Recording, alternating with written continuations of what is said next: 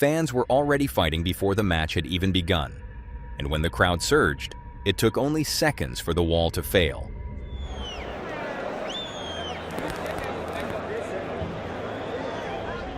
The Heysel Stadium disaster unfolded on May 29, 1985, before the European Cup final between Liverpool and Juventus.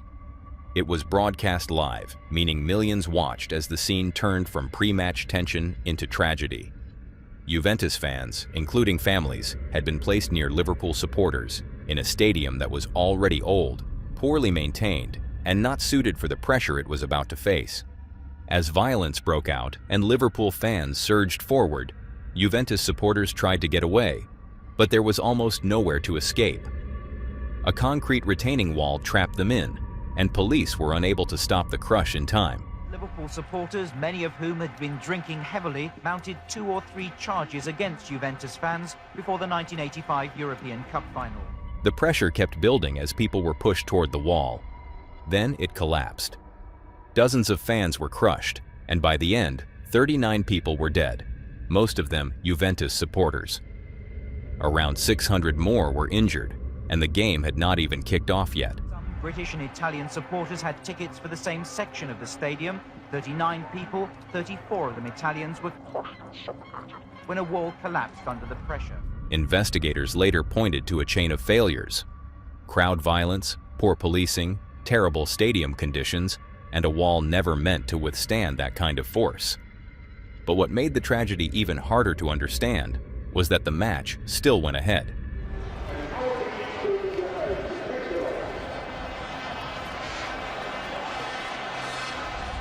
Officials feared that canceling it could trigger more panic and violence inside the stadium. But for many, that decision remains impossible to accept. Presenting the Belgian government's case for extradition, Michael Sherrard QC said the Heysel Stadium riot was the greatest ever man-made tragedy to afflict a sporting event. 14 Liverpool fans were later convicted of manslaughter, and English clubs were banned from European competition for 5 years. But none of that could change what happened that night.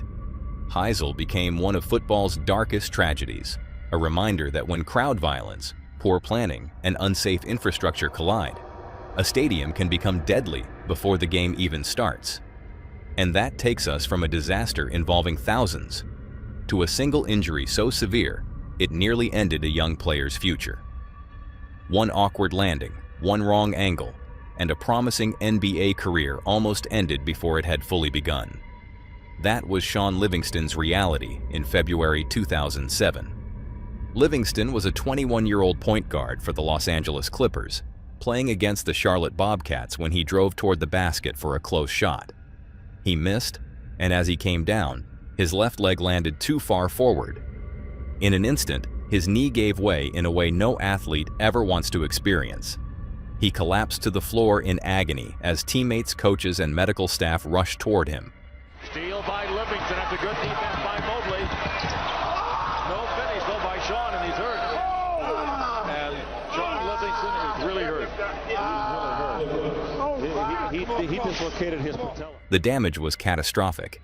Tests showed severe damage to multiple major ligaments, and doctors were concerned enough to check whether blood flow had been compromised. At one point, the injury was so serious that there were fears about whether the leg could even be saved. For a young player with his entire career ahead of him, it was devastating. After complex reconstructive surgery and a long rehabilitation process, Livingston slowly began working his way back. This is what it looks like now. My knee is doing a lot better, making progress.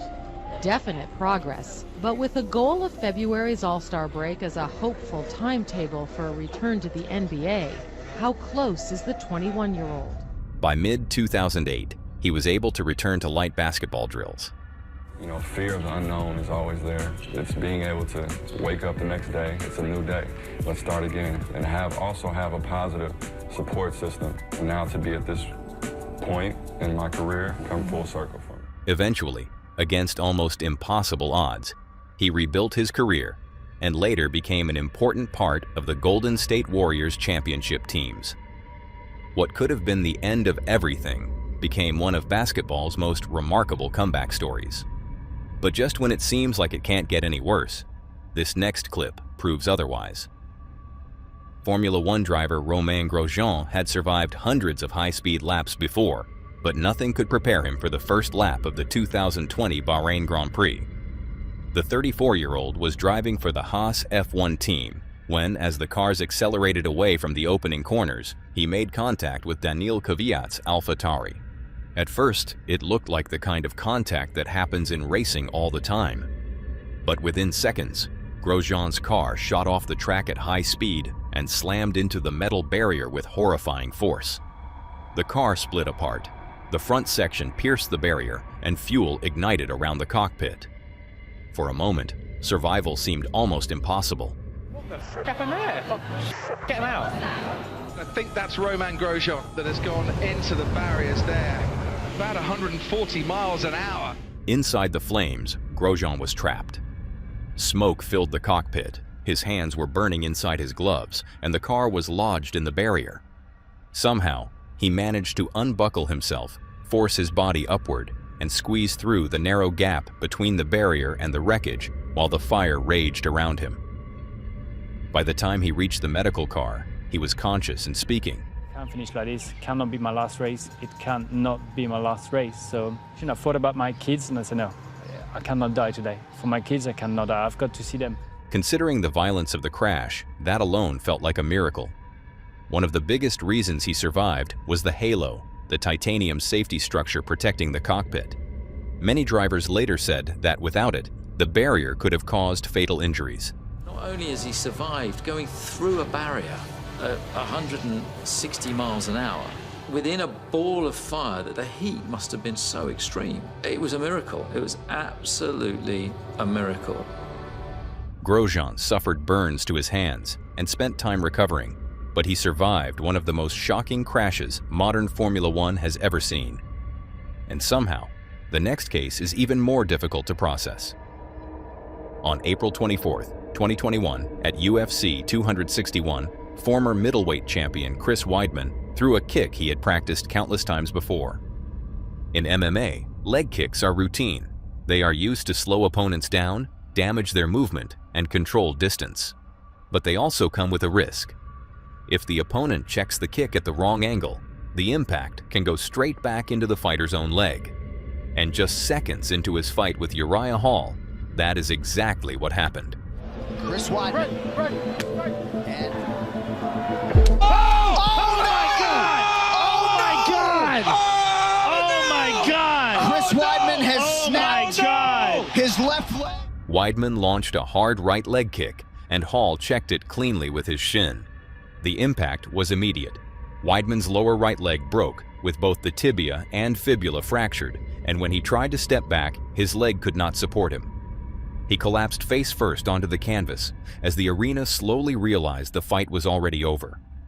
What made the moment even more disturbing was the history behind it. 8 years earlier, at UFC 168, Weidman had checked a kick from Anderson Silva, causing Silva to suffer an almost identical injury. Back then, Weidman had been the fighter standing over one of the most shocking leg breaks in UFC history. Now, he was the one on the mat. Referee Herb Dean stopped the fight immediately while Hall stood frozen, visibly shaken by what had happened. Medical staff rushed in, placed Weidman in a compression boot, and carried him out on a stretcher before taking him to the hospital. Surgery stabilized the bones that night, but recovery was long, painful, and far more complicated than a single operation. In the months that followed, Weidman dealt with infections, setbacks, and additional procedures. Still, he kept pushing forward. So I initially was super optimistic because I was after surgery. I just figured it was going to be maybe 3-4 days worth of pain. And then I'd be kind of back into it. I've had 23 surgeries, so it's not like it's my first rodeo going through a surgery. This is my 24th surgery, actually. In August 2023, after more than 2 years away, Weidman returned to the UFC. The comeback itself was remarkable, not because everything looked the same as before, but because he had made it back at all. In the end, Chris Weidman became permanently tied to two of the sport's most infamous leg breaks.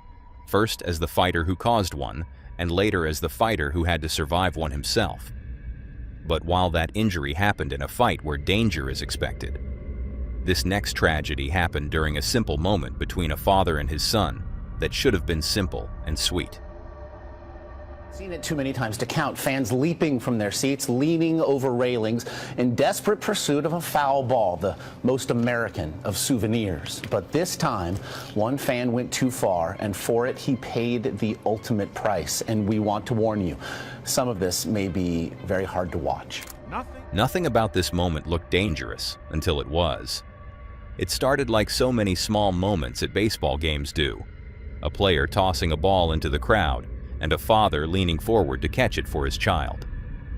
Shannon Stone was sitting in the front row at a Texas Rangers game with his young son beside him. Later in the game, outfielder Josh Hamilton tossed a ball toward the stands. It was the kind of gesture players make all the time, something meant to create a memory for a fan. Stone reached over the railing and caught it cleanly.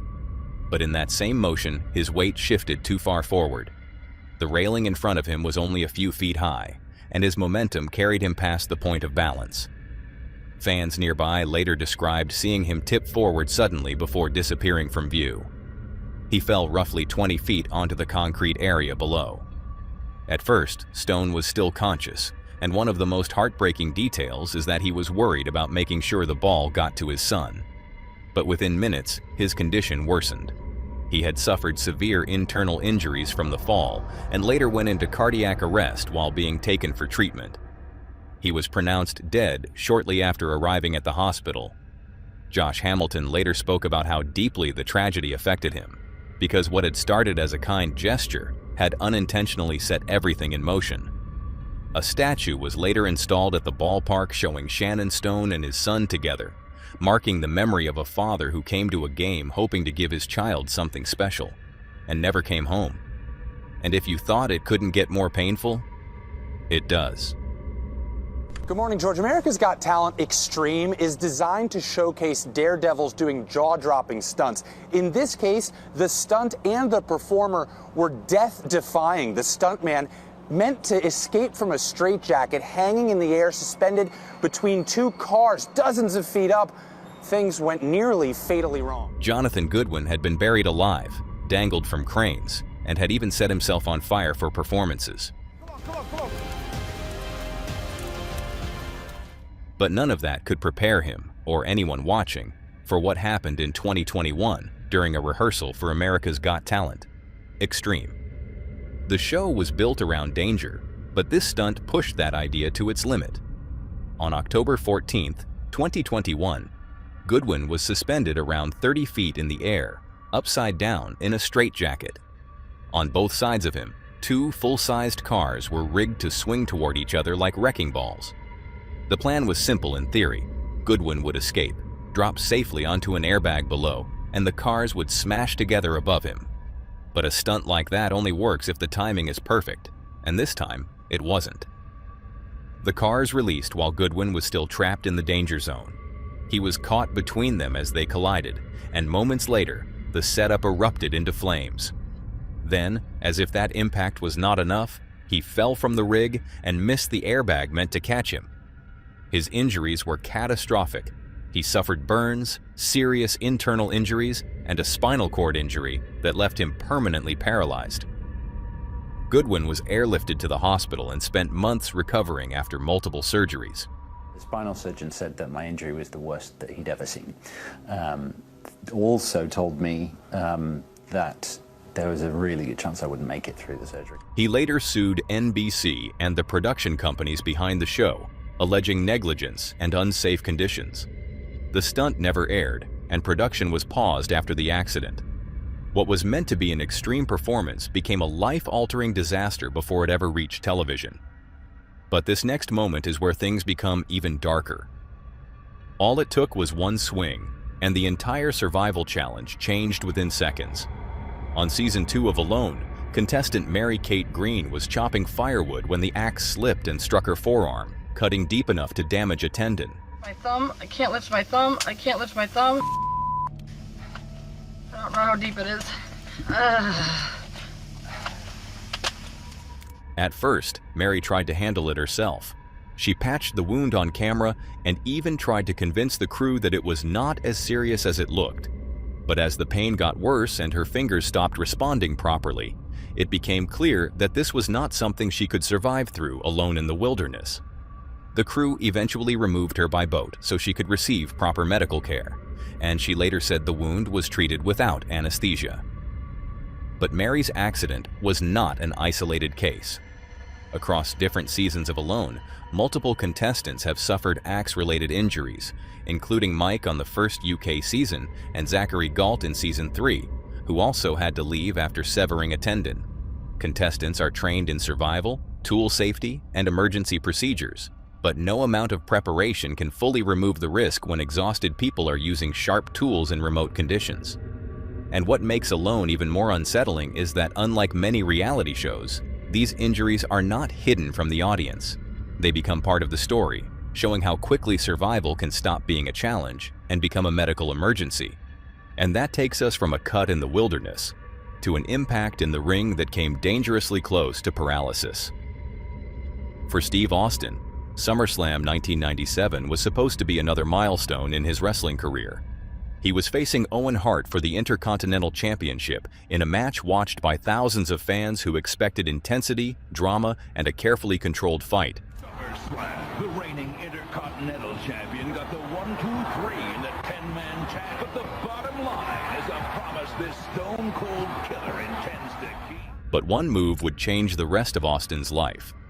The move was a pile driver, a long-used but extremely dangerous wrestling technique where one wrestler drops another head first toward the mat. It only works safely when the positioning is exact. Owen Hart had used a seated version of the move before, but on this night, Austin's head was positioned too low.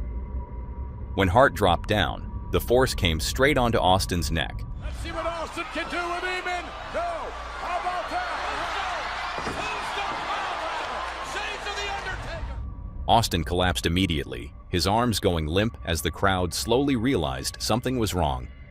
The announcers tried to stay composed, but even through commentary, it was clear the match had stopped feeling scripted. Stone Cold Steve Austin. He's done, you're right, he's done. And he could very well be. Inside the ring, Owen stayed in character, circling and buying time. But the situation was serious. Austin later said that as soon as his head hit the mat, he thought of Christopher Reeve, the actor who became paralyzed after a spinal injury. For a few seconds, Austin did not know if he would ever move properly again. Somehow, he managed to continue just enough to finish the match, sliding across the mat into a weak pin because he could no longer perform the planned ending. He had broken his neck, bruised his spinal cord, and cracked vertebrae. Doctors later told him that only a tiny difference in impact could have left him permanently paralyzed or worse. Austin eventually returned, but he had to change his wrestling style completely. The injury followed him for years and contributed to his early retirement in 2003. I guess you could say that's what happened, but man, I was having a lot of health problems with my nerves and stuff like that. I just said, hey, screw it, I'm out of here. WWE later banned the seated pile driver, and for good reason. This was one of the closest moments professional wrestling ever came to seeing a performer's life change forever in the middle of a match. But if you thought that was hard to watch, this next moment is even worse. On June 15, 2013, during the fifth inning of a Major League Baseball game at Tropicana Field, Tampa Bay Rays pitcher Alex Cobb threw a pitch to Kansas City Royals batter Eric Hosmer, not knowing it would be his last pitch of the game. Hosmer swung, and the ball came back toward the mound as a sharp line drive, striking Cobb on the right ear and knocking him to the ground. Expecting impact, and he got... Oh, look out, a shot right back at Cobb. The stadium went silent as Cobb lay on the mound in pain, clutching his head while players from both teams rushed toward him. Hosmer stopped at first base, visibly shaken by the accidental hit and the seriousness of what had just happened. What made the moment even heavier was the timing. Only days earlier, Cobb had left the team after the death of his grandmother, and this was his first game back. Medical staff stabilized him on the field and placed him on a stretcher before taking him to Bayfront Medical Center. He was diagnosed with a mild concussion, and thankfully, scans showed no more serious damage. Still, the aftermath was difficult. Cobb dealt with vertigo and balance issues, which makes sense considering where the ball struck him. and he was placed on the 7-day concussion-disabled list. The injury kept him away from the mound for around 2 months before he finally returned on August 15, 2013. What looked like a single unlucky hit became a reminder of how exposed pitchers really are after releasing the ball. Cobb's injury was terrifying, but he eventually returned to the mound. This next athlete appeared to walk away too, but the truth was much darker. The commentators said he was okay, and at that moment, it really looked like he might be. But 1 week later, the world learned that the crash had been far more serious than anyone first understood. An extreme snowmobiler is being remembered this morning for his innovative and freewheeling style. 25-year-old Caleb Moore was seriously injured last week attempting a backflip at the X Games, and when it all went wrong, he suffered a concussion and then was hospitalized. He died yesterday after complications from that concussion and bleeding around his heart. On January 24, 2013, 25-year-old Caleb Moore, a fearless freestyle snowmobile rider, approached the final jump at the Winter X Games in Aspen. This was the kind of moment the crowd had come to see. High speed, total commitment, and a rider trusting years of experience as he launched into the air. At first, the backflip looked controlled. Caleb had done dangerous tricks before, and for a few seconds, it seemed like he was going to bring this one back down cleanly. But as he came toward the landing, the angle was just slightly wrong. One of the skis caught the edge of the slope, stopping the rotation abruptly and throwing Caleb forward. The snowmobile flipped over and landed on him with terrifying force. For a moment, he was trapped beneath the machine, and the entire course seemed to freeze as medics rushed toward him. Somehow, Caleb managed to push himself free. With help, he even got up and walked away from the crash, which made it seem like the worst had been avoided. But that was the most misleading part. From the outside, he looked injured but alive. Inside, the damage was already becoming critical. He was airlifted to St. Mary's Hospital in Grand Junction, where doctors discovered severe internal trauma. Over the next several days, his condition worsened. Bleeding around his heart and pressure in his brain made recovery impossible. And on January 31st, 1 week after the crash, Caleb Moore died from his injuries. He became the first athlete in X Games history to die from injuries sustained during competition. What first looked like a brutal but survivable fall became a tragedy, and a reminder that in extreme sports, walking away does not always mean someone is safe, which takes us from extreme sports to a game show obstacle course. The setting changes, but the risk is just as real. Tom Sparks was a contestant on Wipeout in 2009.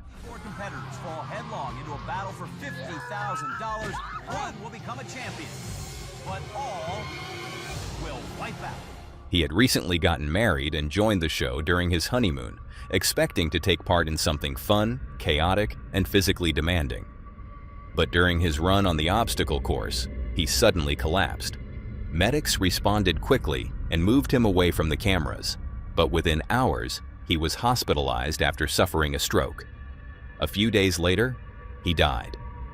An autopsy later found that Sparks had a rare, undiagnosed blood clotting disorder that made him more vulnerable to intense physical strain. The show's extreme obstacle course had triggered something his body could not recover from. Viewers never saw that part because it happened behind the scenes. And years later, another contestant, Michael Paredes, would suffer a similar tragedy on the rebooted version of Wipeout. Michael had completed part of the course, a show built around contestants being thrown into water, mud, and foam with cartoonish force. Starts with our smack wall sweeper. Smacks you down and then sweeps you up. Then it's on to the sucker punch, followed by our bruise-inducing friends, the big ball. Looking full of themselves as ever. He had taken the hits and climbed out like other competitors before him. But shortly afterward, he collapsed and became unresponsive. CPR was performed on site, and he was rushed to the hospital, where doctors found he had gone into cardiac arrest. Sadly, Michael did not survive. After these tragedies, the rebooted show introduced stricter medical screenings, including full cardiac evaluations, to better detect hidden health conditions before contestants were allowed onto the course. Here's to the everyday warriors. The ones who punch above their weight. Those with a dream to conquer the most absurd obstacle course in the world. But what they don't know is that TBS has made the course even tougher. What looked like harmless entertainment on television had exposed a darker truth. Sometimes the real danger is not the fall, the water, or the obstacle. It is what the body is silently carrying before the game even begins. And somehow, the next case is even more difficult to process. A cricket ball changed everything in a split second. On November 25, 2014, at the Sydney Cricket Ground, 25-year-old Philip Hughes was batting for South Australia in a Sheffield Shield match against New South Wales. He had been playing well, calmly building his innings and sitting on 63 runs when he faced a short delivery from bowler Sean Abbott. It was the kind of ball batters face all the time, fast, aggressive, but still part of the game. Hughes reacted instinctively, trying to hook it away, but this time the timing was just slightly wrong. The ball passed his bat and struck him on the side of the neck, just below the helmet, in one of the few areas protective gear did not fully cover. For a brief moment, he stayed on his feet, and everyone seemed to wait, hoping he had only been stunned. Then he collapsed forward. The entire ground went quiet as players, officials, and medical staff rushed toward him. He was treated on the field before being taken by ambulance to St. Vincent's Hospital, where scans revealed a rare and devastating injury, a torn artery in his neck that caused bleeding around the brain. It was an injury to the neck that caused hemorrhage in the brain. This condition is incredibly rare. It's called vertebral artery dissection, leading to subarachnoid hemorrhage is the medical term for it. And if you look in the literature, there's only about 100 cases ever reported. So this is incredibly rare. Only one previous case ever reported. Emergency surgery was performed, and Hughes was placed in a medically induced coma as doctors tried to control the swelling. For 2 days, his family, teammates, and the entire cricket world waited for good news that never came. On November 27, 2014, Philip Hughes died at just 25 years old. His death shocked the sport because it came from a moment that looked so ordinary within cricket. One delivery, one attempted shot, one tiny exposed area. Afterward, helmet designs and player safety were re-examined, but nothing could change what had happened. Cricket continued, but for everyone who watched that moment unfold, the game never felt exactly the same again. That's all for today, folks. If you'd like to see more of this creepy content, click on the video on screen.